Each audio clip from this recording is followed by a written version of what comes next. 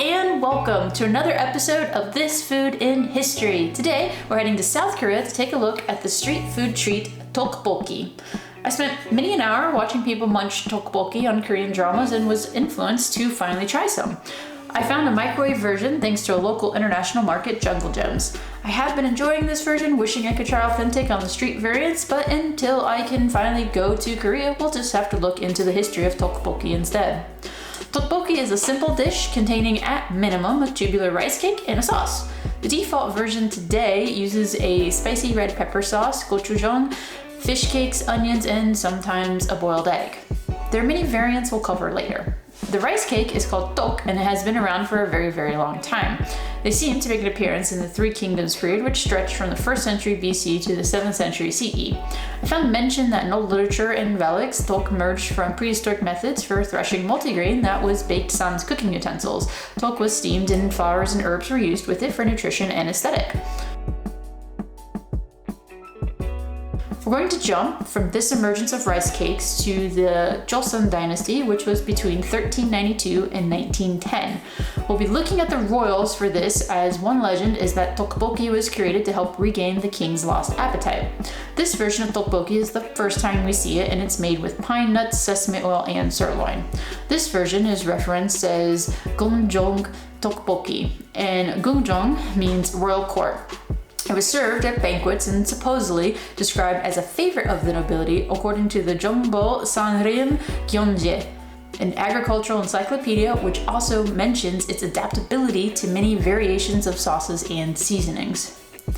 I have one side that says this version uses soy sauce and was stir-fried. It's also theorized that it is inspired by another dish, japchae, which is stir-fried noodles and vegetables. Alternative names for this version include tteokjapchae, as it's made similar. However, I have another account that states this version was not stir-fried. While it is supposedly mentioned in the 18th century encyclopedia, most sites quote the first record actually being in the 19th century in a cookbook, Sui Jeonseo. It mentioned multiple names for the dish like tteokjim, steamed rice cakes, tteokjapchae, stir-fried rice cakes, and tteokjeongol, rice cakes hot pot. We also are looking at a mention of a soy sauce-based version being made in the head house of the Papyongyun clan, who was known for high-quality soy sauce brewing. There are up to 8 or maybe 10 other cookbooks that mention tteokbokki around this time as well. One is a palace archive that states King Yeongjo and his mother enjoyed it. So how does this royal dish go to a high-class luxury meal to the beloved street food of today, the 20th century? By the 1930s, we had it out of the royal courts, but it is a luxury dish that only a few members of society can enjoy. The sirloin inclusion is a market of wealth as well as meat is expensive. It is still the soy-based variant that is stir-fried. The next leap will happen in the 1950s. We get to see a few different changes in this decade. The first is the result of the Korean War of 1950 to 53. In 1954, the Agricultural Trade Development and Assistance Act was passed that had the United States supplying Korea with surplus agricultural products like flour. This created a rice scarcity and flour surplus in the country. Koreans learned to make their tok with flour and the creation of gaereok, which is the long cylindrical rice cake.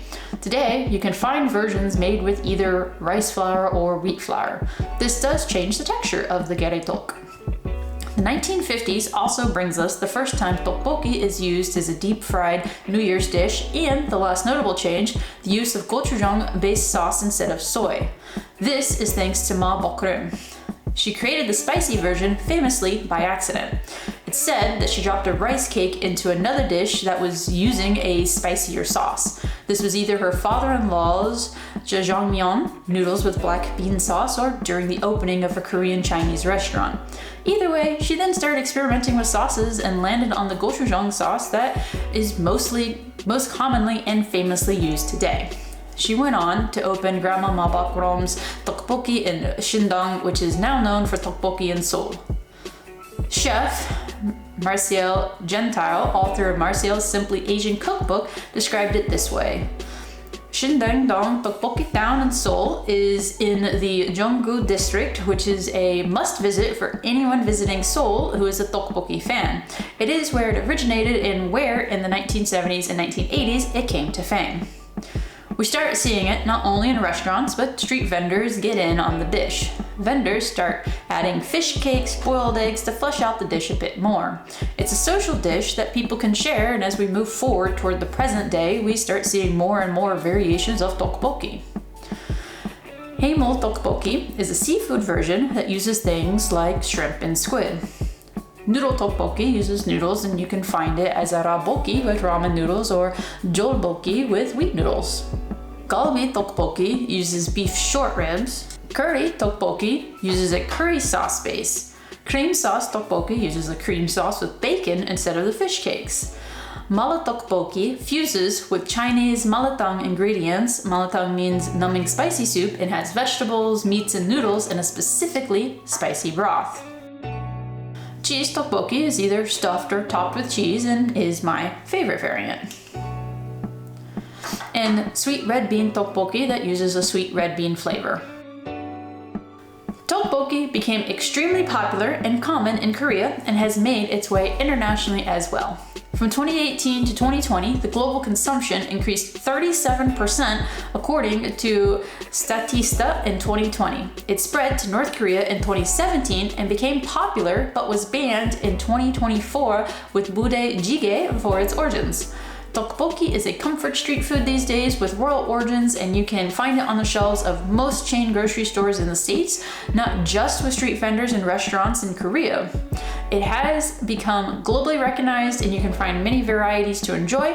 This has been This Food in History. I'm Sophia. Thanks for watching. Please like and subscribe for more.